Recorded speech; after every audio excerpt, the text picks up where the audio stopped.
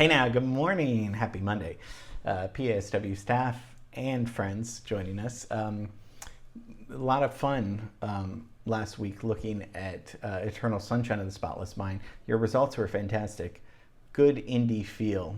We're going to keep it, not indie feel like, but we're going to keep it a little bit mellow. We'll see. And this time there's going to be an assignment, of course, like always, but also there's going to be, I want to be more specific this time, so make sure you listen and watch this whole class. So today we're going to look at the very lovely and moody film, The Hours.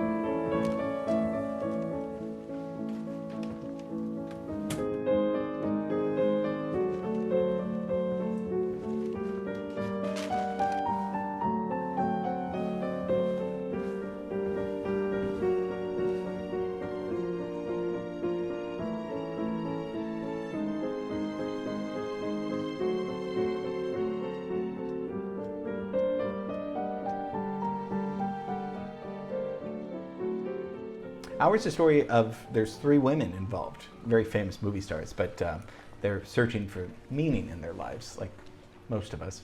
And it takes place on three different time periods, and they're all intertwined, and their stories kind of are intertwined. And beautiful, lovely film. Stephen Daldry is the director, an English director.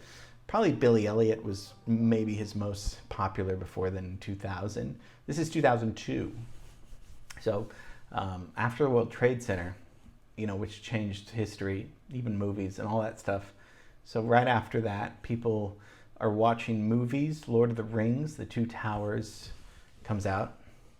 Harry Potter is popular, The Chamber of Secrets. Spider-Man is out. It's still out today. They're still redoing it. Chicago, the musical, is out, 2002. That's big.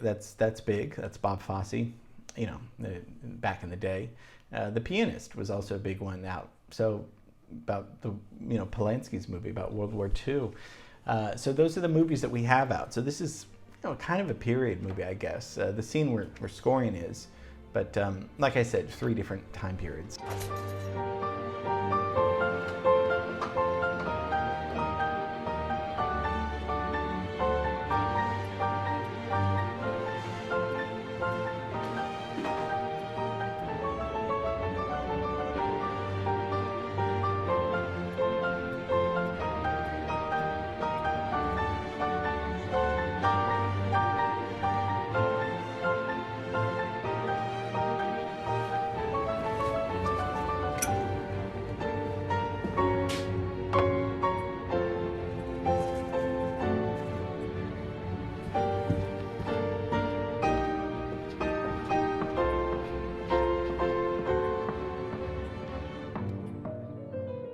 Back when Harvey Weinstein was in charge of Miramax, now that he's canceled now, but he didn't like Nicole Kidman's prosthetic nose, because if you take a look, it doesn't even look like Nicole Kidman.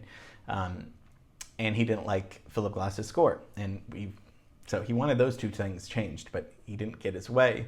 That's good, because this score for The Hours, this probably, as I said last week, solidified Philip Glass. And I don't know if that's the right word, because he was a film composer long before this. This put him more into the mainstream Hollywood, because this is a pretty Hollywood type film. When you have Meryl Streep, that's Hollywood to me, and Nicole Kidman and Julianne Moore. That's, you've made it if they're in your movie. The budget was $25 million, so makes $108 million. Does really well, and so yes, this brought Philip Glass more into Hollywood, and like we talked about, his sounding, his compositions, especially on the piano, using piano and strings, which the soundtrack does, it fits really well for psychological, moody dramas. because it's kind of dreamlike and ethereal, and so we'll take a listen to that a little later. So, I mean, plot is, some of it is complex. So, I mean, it's three women of different, generations, right? And Nicole Kidman is the Virginia Woolf character. Virginia Woolf is, very famous English writer, considered, stream of consciousness approach, very influential in the 20th century. So she plays her, and then Meryl Streep plays the New Yorker, and then Julianne Moore plays this lady who's pregnant in the 1950s. So there's kind of all intertwining stories, and it goes back and forth between modern and present, and it keeps the movie interesting. And I think Philip Glass's score really works well for this. So he won the BAFTA award for Best Film Music for this. So that's the British Academy Awards, and then he was nominated for the Academy Awards for Best Original Score and Golden Globe Award. So. This brought him out a lot. Most of this music was composed for the hours. Not all the music was. Some of it was written beforehand for other projects that Philip Glass had done. So he had, composers are always writing, they're working, so sometimes they'll just take something they did 10 years ago and say, this works well for this scene, or, it makes the work a little easier for them, but it's also just about maybe something you wrote 20 years ago or 10 years ago is finally going to work now. So that's how he developed the score. So the scene we're going to look at it's a little sad. I didn't want to show a sad scene on purpose to get us down, but then we know that dying is a part of life, and this is an animal, so it's still sad. But this scene is really lovely, beautiful, because the music is so good in it. The expressions are good. So it's this bird funeral that's happening. So that's the scene we're going to look at, and they're laying this bird to rest. So this bird has died, and she's looking at it, and then we're going to see Julianne Moore looking at it. Very emotional scene, and it So why don't we take a look? I'm not gonna eat more than you. No, I can eat more than you. Stop it. Virginia, I'm gonna eat a whole. we're going in. Virginia.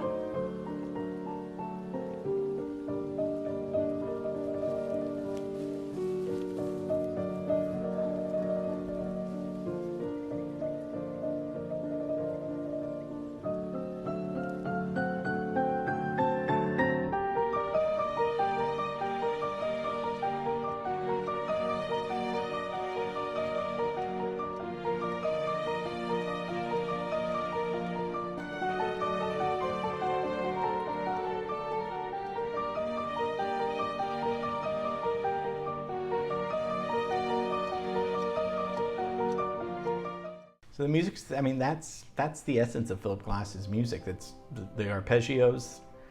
We looked a little bit of the Baroque influence, right? The movement, the motion of those da-ga-da, da-ga-da, da-ga-da. That's Philip Glass's, that's what he invented almost. This is him at his peak of, this is modern film music today. Psychological thrillers, we hear this in Netflix series, we hear it all the time. This is really when Hollywood and the world heard it on a big screen. Very impactful, perfect for it, right? So let's take a look at this scene without any music.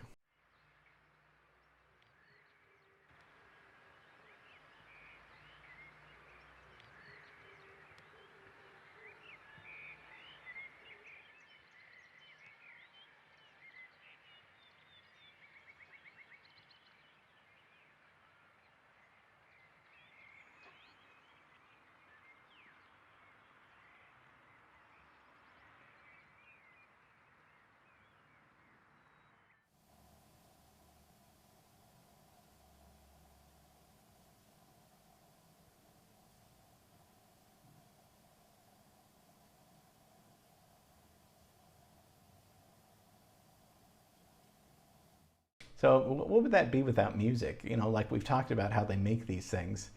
The director says action, and Nicole Kidman just looks very intensely. And everyone's quiet on the set, and it's beautiful. The scene is beautiful, but there's no music, right? I mean, there's no dialogue, so you have to look intense, and it's probably silly when the director yells cut, because you're just like, okay, like we'll see if that even makes it in the movie, and if it does, what's it even gonna look and sound like? And all the magic happens in the editing, and then when adding the music in, and that's the magic of it.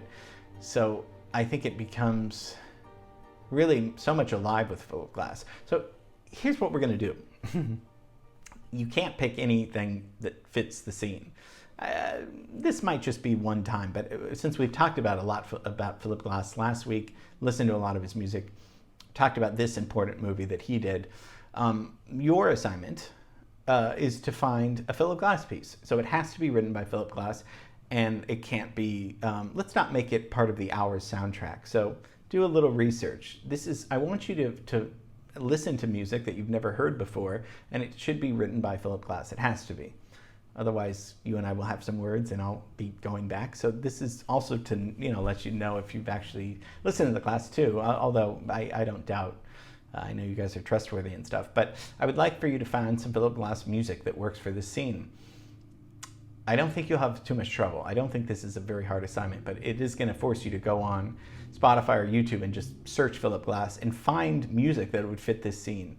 There's a lot of options here. So this is a little bit different. I'm kind of telling you which composer to use. I've never done that before, but there's a plethora of stuff out there, so you shouldn't have any problems. So get that into me by tomorrow, and we'll put music to this lovely, beautiful, dramatic scene from the Hours. So hope you enjoyed that. And yeah, this week, fantastic lineup. Have no idea what I'm going to do yet, but it'll be fun.